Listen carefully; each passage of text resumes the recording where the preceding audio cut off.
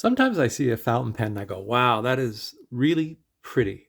The only way to describe this pen is really pretty. Um, this is a French brand that I'll be honest, I don't know much about. I've been sort of reading up on it, and it's called Bayard. And I guess Bayard is no longer in existence. I think it went out of business in the 1960s. But if anyone has any information, would you let me know in the comments if you know the actual years of manufacture? And what I have here is the Bayard Excelsior 552. Um, well, it's an interesting an interesting pen. I'm still working on it. I found this on eBay, of course, fairly inexpensively, um, and it had a couple issues on it. But otherwise, it was in good shape. The body, there was a bit of dirt on it, no major scratches, no real problems with the trim. There was no real corrosion except for on the lever. It's a lever filler. But it polished up nicely. The dirt that was on it came off quite easily. There was hardly, I don't actually see any major scratches. Nobody was a chewer, so there's no teeth marks, which is always kind of nice in a vintage pen. Sometimes people, they bite pens, and sometimes when you get a vintage pen, you'll find teeth marks. But this one was clean, no marks, no scratches. So somebody took care of it. And as you can see, the lever has a little bit of corrosion there, but the clip is in good shape. The cap bands, just two very thin little silver trimmed. Maybe they're plated or something like that. Little bands, very fine, very smooth, just very simple. Nice clip, very springy, very very tight, and so uh, all in all in good shape. I just took a little polish to it, Anderson pen #1 pen polish, and it took the dirt off, and it just gave it a nice little shine. Um, I kind of knew when I bought it that there was going to be a problem with the nib. I could see in the photo that there was a bit of irregular wear on the tines, and that happens with an older pen. Somebody uses it a lot. They have a particular way of holding it or writing, and one tine might wear, one side might wear down a bit more. And also it was also at one point probably somebody had sprung the tines, and then it had been repaired, but it kind of impeded the flow. Now the heart of a fountain pen, of course, is the feed and the nib. That's that's what makes the fountain pen the fountain pen. If it has a bad nib, it might seem like a bad pen. And I tinkered with it, and I even tried a few different nibs that I had, but nothing seemed to work. And I was, just setting it aside and thinking, okay, well, I'll keep an eye out for some, pens that are being sold just for spare parts and things like that, and maybe I can use those, something from there. But what I was doing, I I thought back to a couple things I do, and I've done before with some older pens that had damaged nibs or no nibs, and I put this in it. I don't know if you can see that right there, but pen. What I put in the pen is I took what I've done this twice before on pens, old vintage pens. When I didn't have a nib that would fit, I took a Kaweco Sport nib and I put it in this pen, and it fits the feed, and it fits the section, and it works. And I'll show you. It writes surprisingly well. I've kept the original nib. Maybe someday I can get it tuned up or something like that, just to figure out how to work it, so it might be repairable. So I just kept it and I put it aside in my box that I keep all my spare parts in. So it's the quick brown box.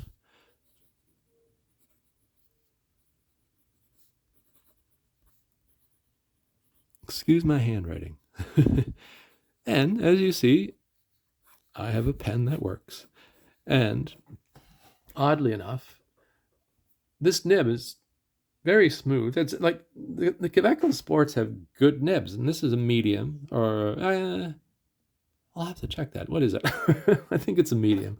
And yeah, it's they have really nice nibs. The pens themselves are, uh, kind of fun little pocket pens, and not to everyone's taste. And I have one or two, and I keep stealing the nibs out of them. And sometimes you can buy them fairly inexpensively. So uh, um, I find that they work. So probably the reason it works, and it has worked. This is the third time I've done this on a vintage pen that had no nib or a broken nib. Um, they is probably because the Quebeco Sport, if I'm not mistaken, I could be wrong saying this, has a number 5 nib. And a lot of the vintage pens, their nibs tended to be smaller back in the older pens. So and when I set the two nibs directly beside each other, they were exactly the same size. So the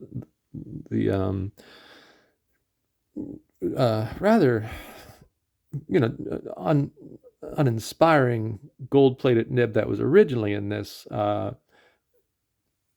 you know matched perfectly. So it was a number 5. Now let me know once again if I'm wrong. If I'm pretty sure that Quebeco uses a Bach number 5 in their sport, or they did at one point, and it's just a small nib, and it fits a vintage pen. you know, uh, but the original feed is here too, and it's working. Actually, I'll tell you a little secret about the feed. The feed, when I was looking at it, I realized had been broken. And I thought, oh, God. So I had a bunch of other feeds on hand, and they were all just either slightly too small or slightly too big. So I had this feed, and it had a break in it, a fairly clean break. And me being me, well, I wonder if I can fix that. And what I did is took a little bit of crazy glue, carefully put it on both sides, and then joined it together and let it dry. And then the next day, I did a little sanding to smooth out any areas where the crazy glue um, had spilled over. And I took a razor blade and I carefully cleaned out the channel of the feed where the ink runs down to the breather hole and into the tines. I cleaned that out very carefully with a razor blade, so it was, any glue that was there, I cleared out. And it was very strong. It was a strong bond. When I was looking at it, I was just, carefully bending it, just not really bending it, but just feeling it to see if it would snap or anything like that, and it held. And then I put it in the pen. I thought, there's nothing to lose. I have a beautiful pen without a feed and without a nib. So I put the original feed in the pen. It um, went in fine and the nib went in fine, and I inked it up, and it worked. So win. So sometimes you got to try something. There's probably a lot of people out there gasping at the fact that I did that and going, oh no. And you know, there's all kinds of ways to tinker with things. The thing is, like older pens, and I've noticed this on several occasions with uh, cleaning up an older pen that I bought somewhere, and quite often, I will notice that the nib that's in the pen isn't original to the pen, and that's because pens were broken and pens were repaired. So you would you'd drop your pen and you'd break your nib, or it would just wear out, or you would like something different. You might be you might have a medium, but really you wanted a fine, and then you go to the shop and you ask for a replacement nib, and they just have something generic in stock, and they try a few different nibs and they give you one that fits and off you go and you're happy. And then years later, I come across it and I go, oh, that's not original to the pen. But it really didn't matter at the time. As long as it wrote well, looked good, did its job, people were happy. Now, that being said, I do often sort of go on eBay sometimes, and I just sort of keep an eye at what's out there, and there's two things I'm looking for. Well, three things I'm looking for. Sometimes I'll come across a pen that's in very good shape, and if I can get it at a really good price, I'm very happy. Sometimes I'll come across a pen that's in sort of medium shape. I know that it's going to need some work, and I'll be very happy tinkering with it, trying to get it fixed. And sometimes you'll see pens that are at first glance junk pens, or they'll even be sold as junk pens, and they'll often say junk pen for parts. So you'll take the pen and you'll use what you can. Actually, what I usually do is I take the pen and I save it all and try to use bits and pieces um, and see what works. I recently bought a cheap junk lot that included a Parker, and the reason I bought it was for the Parker, thinking because I have a couple Parkers that need some parts, and um, I'll use when I want it was the cap. Oddly enough, it was a little jotter, and I have a jotter where I lost the cap, and I was always sort of, I carried it around in my pocket. But one day I was in the grocery store, and somehow I dropped the cap, and I didn't notice where, and I couldn't find it, so I put it away, and I found a cheap older jotter, and I was going to use the cap, but then I looked at the pen and I thought, well, actually, this pen is in far better shape than I expected. So with that old jotter that I bought for the cap is actually working quite well. So now I have the dilemma of two bodies, one cap. So who knows? Maybe I'll interchange because it actually sort of fits. And that's what I do with a lot of things like that. You look for certain brands sometimes in a junk pile, and you can use the caps like Schaefer's and Waterman's and Parker especially. Sometimes you can interchange parts, right? But anyway, let's talk about this pen. Uh, so Bayard was a French company, and this is the Excelsior 552. I know that the Excelsior came in a few different numbers. I've seen them online. I've also noticed Bayard. Usually, usually I find them in France, being sold by French sellers because it's a French pen, and they had all sorts of different pens. They had rather beautiful examples of this, like this tortoise shell. I'm going to guess it's a celluloid. It might be a resin. I don't know. At first hand, it looks almost like a resin pen in some ways, but a beautiful sort of a amber and black and some white and some gray tortoise shell. And they had them in different colors, and they had them in solid colors and different sizes and different names on them. One I've come across is Bayard karting. I don't know exactly why karting, but anyway. But anyway, here it is. And there's still a couple things I need to do. For instance, the lever is fairly stuck, and I need to get that sorted out. So this section here pulls out, and the sack is attached.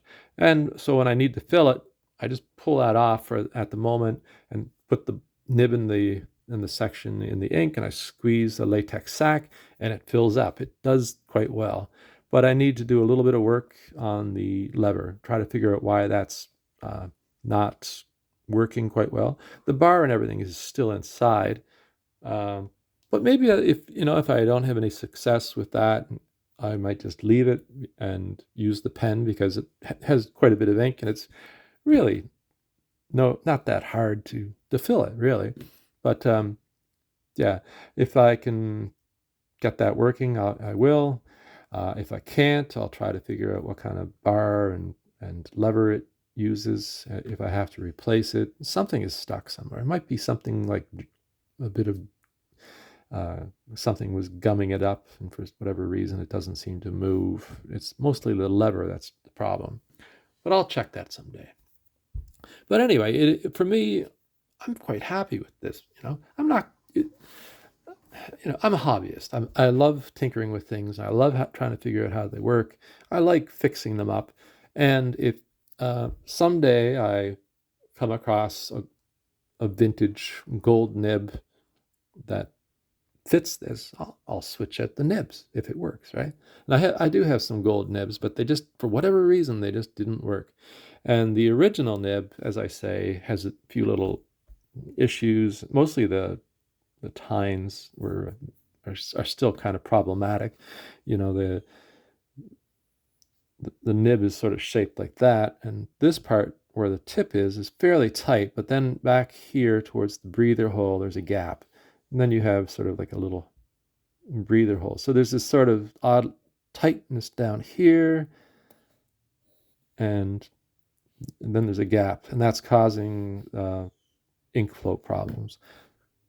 That, a nib meister could fix that, but is it worth fixing? Not really. I don't think so. But maybe I'll try it myself. See what happens. Look online, do some research, try to figure it out. I know the size of the nib. I know the size I need. Might actually come across a number 5 modern nib that's gold plated. Kaweco has gold plated nibs, but I don't need a gold plated nib because all the trim is silver. So, it works quite well. Anyway, so the Bayard. Excuse my terrible handwriting. Excelsior 552.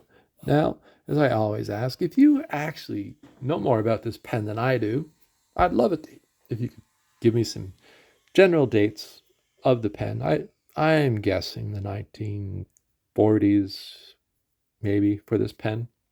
It could be earlier, maybe later, maybe early 50s. But I'm thinking the 40s, or maybe late 40s, sometime in the 40s. I could be off either way by a decade. But if you know the date of the 552, I'd love to hear from you. If you know the dates of the company, I'd love to hear from you. Do you have a Bayard? What do you think? What kind of fixes have you used when you've come up against a problem like I had with this pen? I'm always interested in finding out more information. A little bit of knowledge goes a long way. And I hope you had a great day. And if you liked the video, give it a thumbs up. And if you're new around here, I invite you to subscribe to the channel. I'm always trying out new things. I'm always looking for pens I enjoy.